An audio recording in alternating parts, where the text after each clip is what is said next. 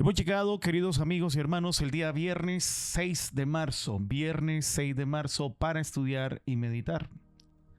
El doctor Clayton nos invita a estudiar el espíritu de profecía.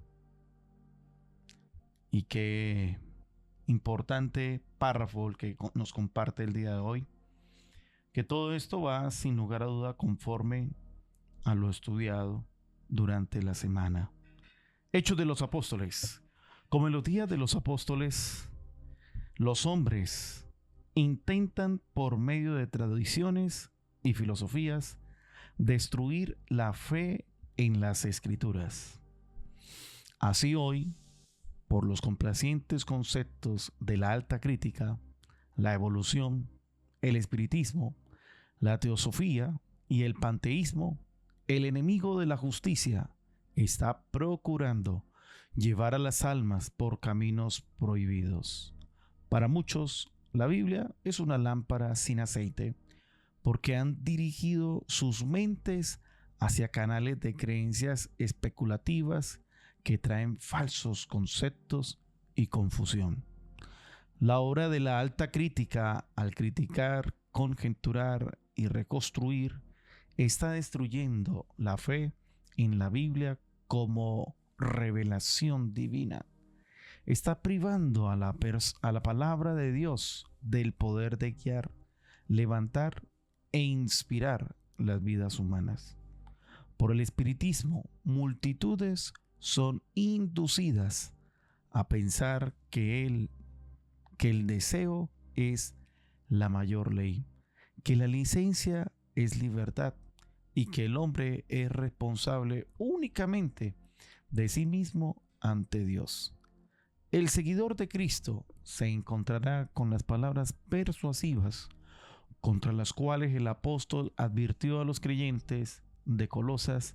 Se encontrará con interpretaciones espiritualistas de las Escrituras, pero no deben aceptarlas. Ha de oírsele afirmar claramente las verdades eternas de las Escrituras, guardando sus ojos fijos en Cristo. Caminará constantemente hacia adelante en la senda señalada, descartando todas las ideas que no están en armonía con su enseñanza. La verdad de Dios es el objeto de su contemplación y meditación. Considerará la Biblia como la voz de Dios que le habla directamente. Así encontrará la sabiduría divina. Hechos de los Apóstoles, página 352-353.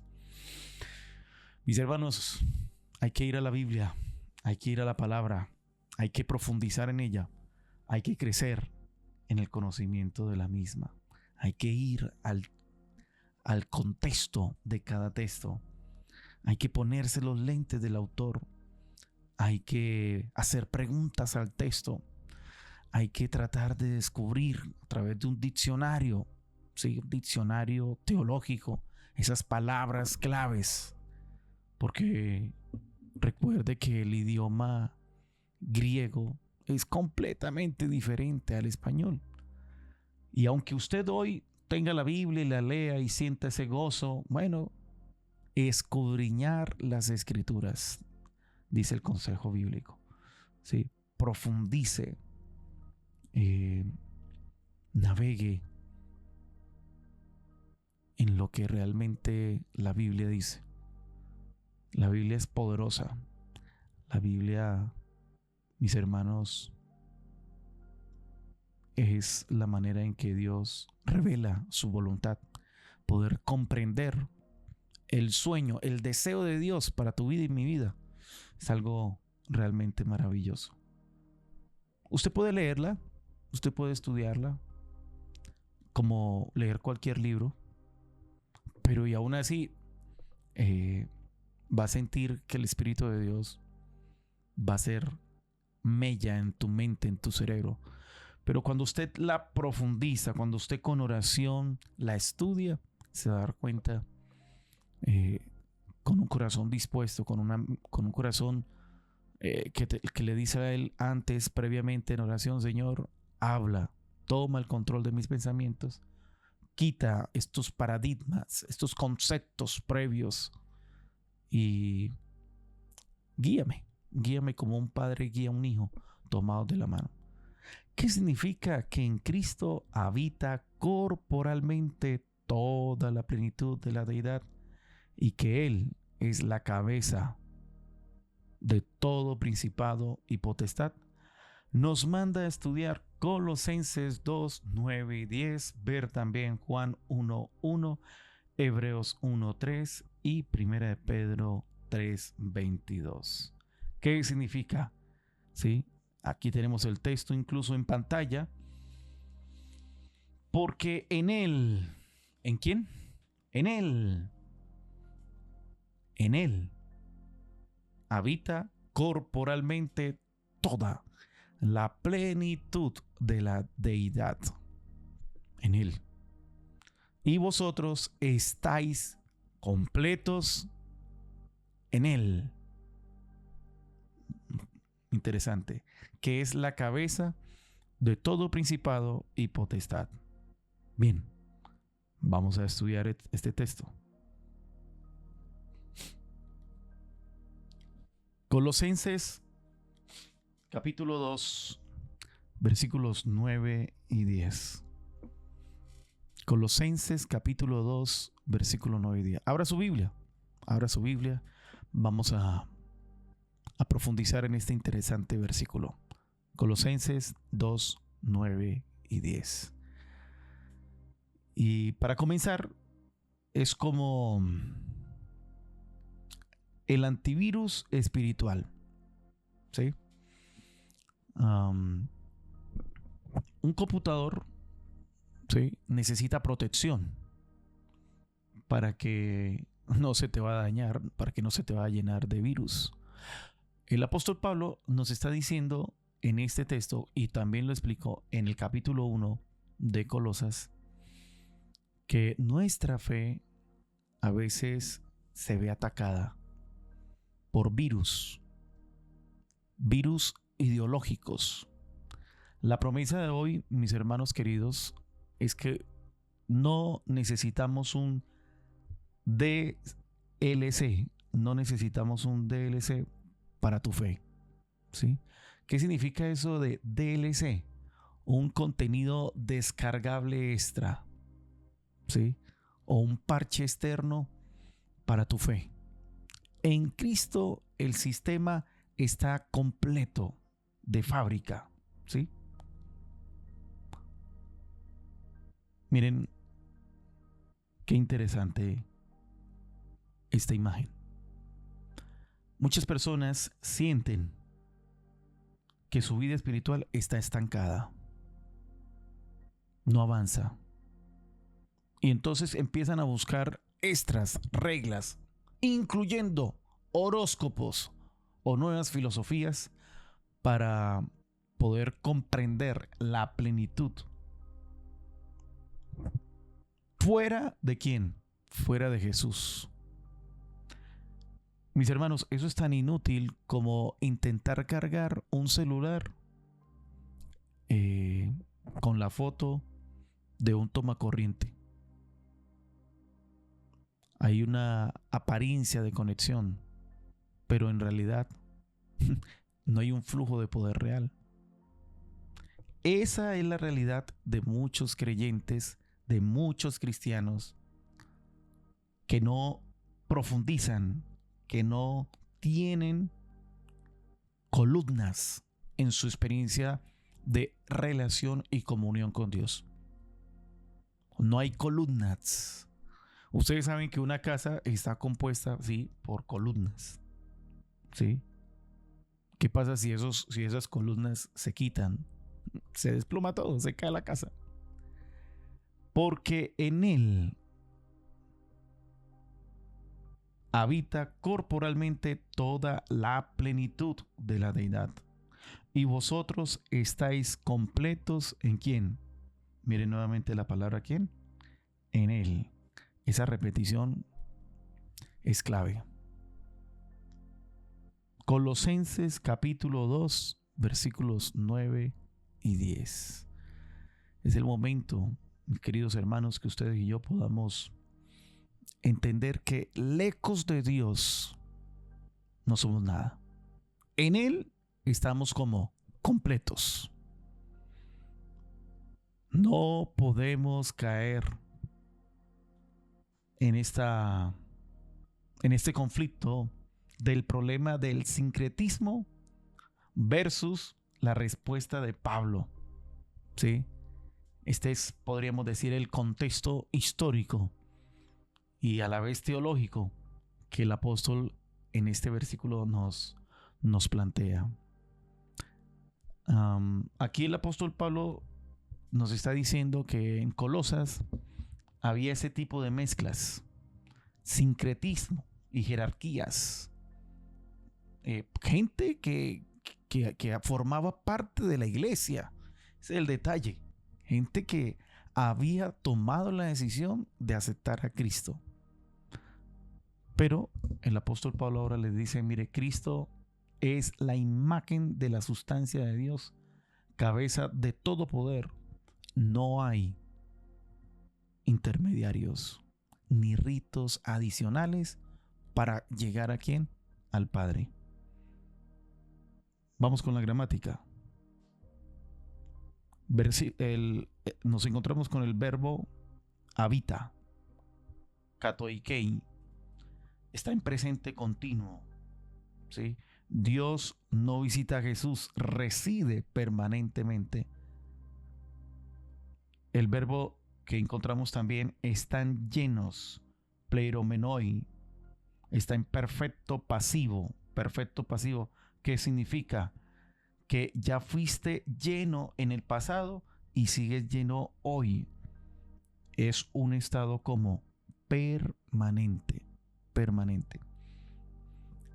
Muchas veces, hermanos, queremos pretender que somos más que los demás, mostrando actitudes, mostrando apariencias, cosas que realmente no nos permiten tener un cristianismo auténtico, un cristianismo genuino, un cristianismo real, una manifestación clara de que estoy representando fielmente a Cristo es cuando hago una entrega del yo, cuando estoy dispuesto, Señor, primero cámbiame, transfórmame, cuando realmente practico por la gracia de Dios la enseñanza de Él a través del estudio de su palabra. Él es quien me llena, Él es quien me entrega el gozo de estar en su presencia. Lo inevitable, lo consecuente será el servicio. Y no para que me vean, no un servicio político, sino un servicio sincero, un servicio genuino, buscando siempre el bienestar de los demás. Aquí nos vamos a encontrar ahora con unos conceptos claves: teotetos, pleroma y somáticos. Miren qué interesante. Vamos a profundizar un poco en estas palabras. Aquí, pleroma, un recipiente totalmente ¿qué? Lleno, sin espacio para nada más. El pleroma define que Cristo es el recipiente total de Dios, el pleroma, en un cuerpo humano real, somáticos y tangible, ¿sí? Poseyendo la esencia misma de Dios. Jesús es Dios. Esto me recuerda cuando Jesús está allí con todos los discípulos y en medio de tantas personas y él dice, alguien me ha tocado. Y Pedro viene y le dice, ¿cómo así que alguien te ha tocado, Jesús? Estamos aquí como salchichas en latas y usted viene a decir que si alguien lo ha tocado. Sí, pero es que poder ha salido de mí, ¿sí? Eh,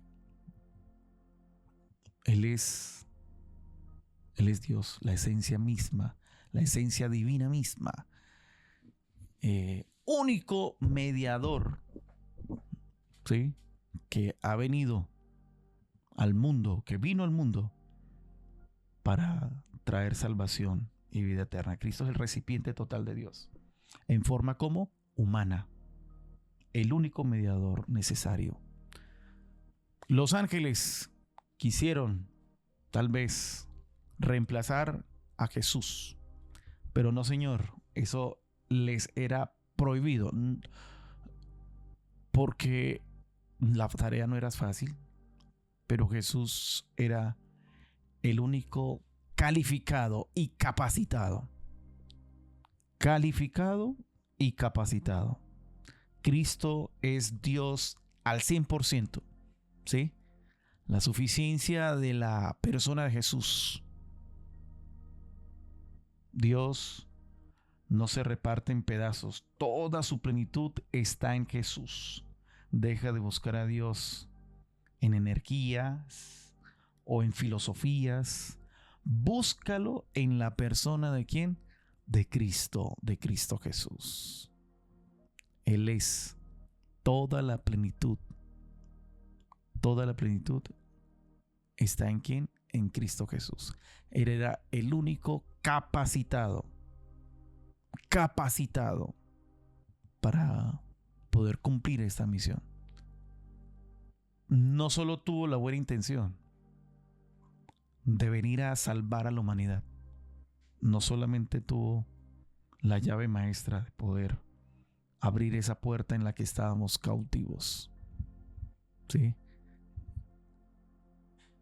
Él se hizo hombre para salvar al hombre y no tuvo solo la buena intención, sino que cumplió la misión, lo logró, nos trajo la salvación y vida eterna. Punto número 2, la posición. Tú ya estás como completo, ¿sí? Tú ya estás como completo. ¿Qué significa eso? Tu valor y plenitud no depende de tu performance o esfuerzo espiritual. Depende exclusivamente de tu unión ¿con quién? Con Cristo. Un vaso sumergido en el océano está lleno no por lo que hace, sino por donde está. Estamos completos ¿en quién? En Cristo Jesús. No invente, como dicen los muchachos hoy día. Eso no se ponga a inventar. ¿Sí? No se ponga a inventar, por así decirlo, que vamos a analizar si estos milagros realmente fueron milagros. Vamos a analizar si Jesús realmente es Dios. ¿Por qué? Porque es imposible que el agua se convierta en vino. ¿Sí? Es imposible que un hombre después de estar muerto resucite. Como eso hoy día no funciona, hoy día usted no puede servir agua y que al probarlo sepa vino. No aplica. Entonces, como hoy día no aplica, no existió. Y escúcheme, estamos hablando de personas que creen en Cristo. Son personas que creen en Jesús, pero no aceptan los milagros.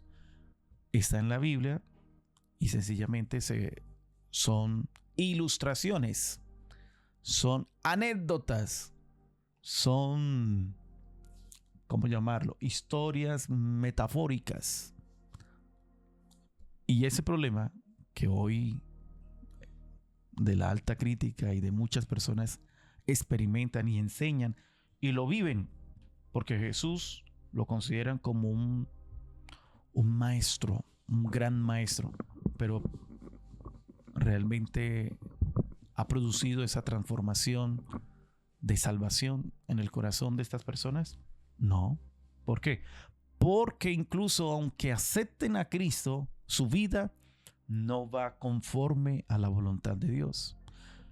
Uy, pastor, pero esa gente sí que está perdida. No vayamos tan lejos, porque aunque Pablo hablaba específicamente para ciertas personas en aquella época, que aunque eran cristianos, estaban enseñando teorías completamente erróneas, ¿sí? Es una seguridad espiritual totalmente errónea, porque ¿quién es el único jefe en cuanto al, en cuanto al poder, en cuanto a la vida espiritual? Es Cristo Jesús, ¿sí? Pero hoy está pasando lo mismo. ¿Cómo así? Hoy vamos a la iglesia, escuchamos el tema, muy bonito, todo lo que Dios dice y enseña, pero nuestra vida realmente va conforme a la voluntad de Dios. Pastor, pero yo oro. Excelente porque oras. Pero a veces oramos en automático. ¿Sí? Gracias, Señor, por el día que me dice, el alimento que me dice. Y esa fue la oración del día, de todo el día. ¿Sí? Vamos a estudiar la palabra de Dios. Estamos aquí compartiendo esta clase de charlas también en YouTube, en redes sociales. Y creemos que con lo que escucho en YouTube, este predicador, este mensaje, es lo que debería nutrirme. No, Señor. Hermano, necesito ir a la palabra de Dios. Necesito profundizar en un escrito está. La autoridad, Él manda sobre lo que te asusta. Cristo es el jefe de cualquier poder oscuro o principado terrenal. Vive sin paranoia espiritual. Los poderes que te atemorizan ya están bajo sus pies. No pelees por la victoria, peleas desde la victoria. Qué maravilloso. ¿Qué implicaciones teológicas encontramos en este texto? Cristo posee la deidad plena y la soberanía absoluta de toda creación. Esto corrige para siempre el legalismo, ¿sí? El ceremonialismo. ¿Qué más? La confianza. Ahora, ¿qué quiere decir esto de ceremonialismo? De que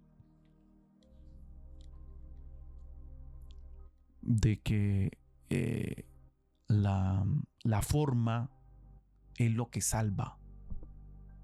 Y eso es un concepto erróneo. El ceremonialismo, las ceremonias son, como lo acabo de decir, es una forma de adorar al Señor, de estar en comunión con Dios.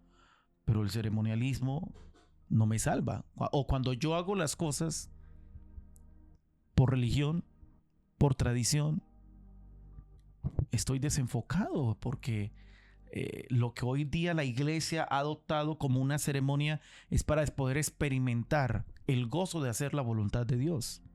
Pero en aquella época el ceremonialismo eran rituales, sombra de lo que representaba a Cristo. Ahora Cristo no es la sombra, es la esencia. Pero entonces ocurre también en nuestra vida. A veces hacemos las cosas porque toca, pero olvida la esencia que es Cristo Jesús. La confianza en filosofías humanas, evolución, espiritismo y tradiciones. No podemos caer en esos errores, hermanos. Implicaciones pastorales. Bueno, el texto de hoy, Colosenses capítulo 2, versículos 9 y 10. La soberanía de Cristo corrige 3 grandes errores fatales. El que usted caiga en legalismo, querer ganar el favor de Dios. El ceremonialismo, creer que los ritos es lo que nos va a salvar. Y la confianza en filosofías humanas, como el espiritismo o el evolucionismo. Y por eso entonces hoy Dios, el consejo es, mira, descanse en la paz que solo Cristo da. Encuentre ese gozo de estar en la presencia de Dios. quite toda esa ansiedad. Confíe en la voluntad de Dios. No de ser suficiente porque tienes acceso directo a, a la palabra, sino que confíe en aquel que inspiró, guió a los hombres para que usted y yo hoy tengamos la salvación que Cristo trazó por medio de nuestro Salvador. Sí, porque a veces soy adventista de segunda y tercera generación. Ajá, ¿y de qué le sirve eso? Decir que usted es hijo de un cristiano, hijo de un adventista, y quizás ni se congrega, quizás ni lee la Biblia, quizás ni tienes esa experiencia de comunión con Dios. Entonces, hermanos, necesitamos quitar todo aquello que se convierte en un estorbo en nuestra comunión con Dios. La Biblia no fue dada solo para explicarla, ¿sí?, sino para ser creída, vivida, y a la vez debe ser como proclamada. Jesús es Dios en cuerpo humano. En Él no necesitas nada más para ser salvo y pleno. Amén. Hay que soltar esas muletas humanas. Abraza la suficiencia total de Cristo. Desde esta plenitud, la obediencia y el sábado no son escaleras agotadoras para intentar llegar a Dios. Son el fruto natural y gozoso de saber que ya fuimos llenados. ¿En quién? En Él.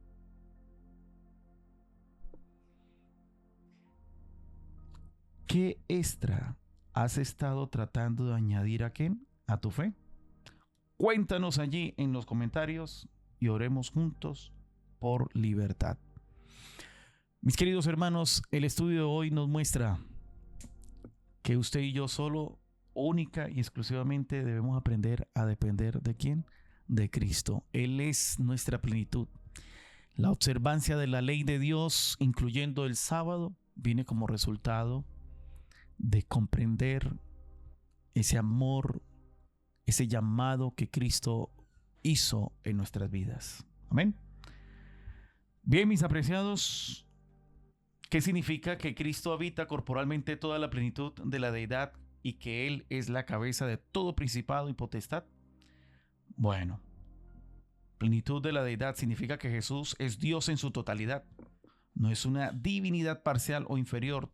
Toda la esencia, atributos y poder divino residen en su cuerpo humano. ¿Sí? Probablemente todos hemos oído a alguien usar Colosenses 2:14 al 16 como argumento contra la observancia del sábado.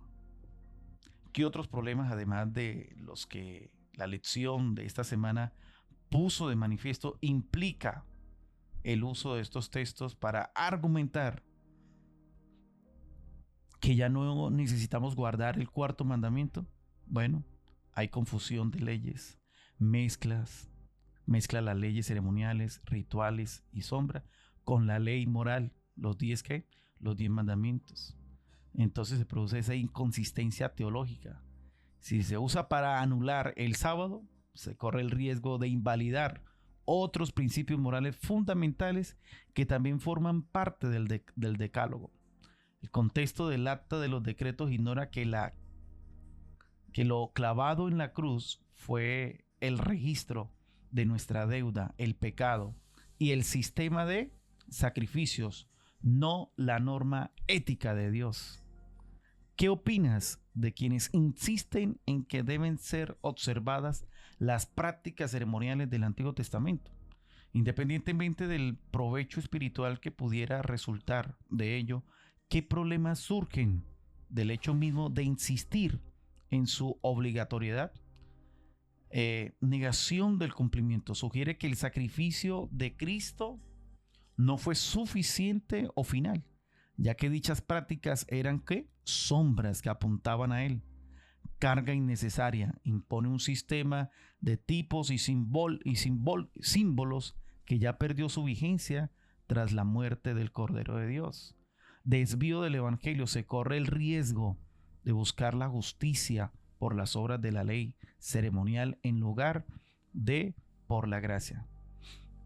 Como vimos anteriormente, Elena de White dijo que debemos considerar la Biblia como la voz de Dios que nos habla directamente. Entonces, ¿por qué es importante cuidarnos de cualquier persona o influencia que pueda hacernos dudar de que toda la Biblia es inspirada y toda autoridad, incluso cuando algunos pasajes puedan incomodarnos o confrontarnos? Miren, esta pregunta es poderosa. Es poderosa porque Elena de White enseña claramente que la Biblia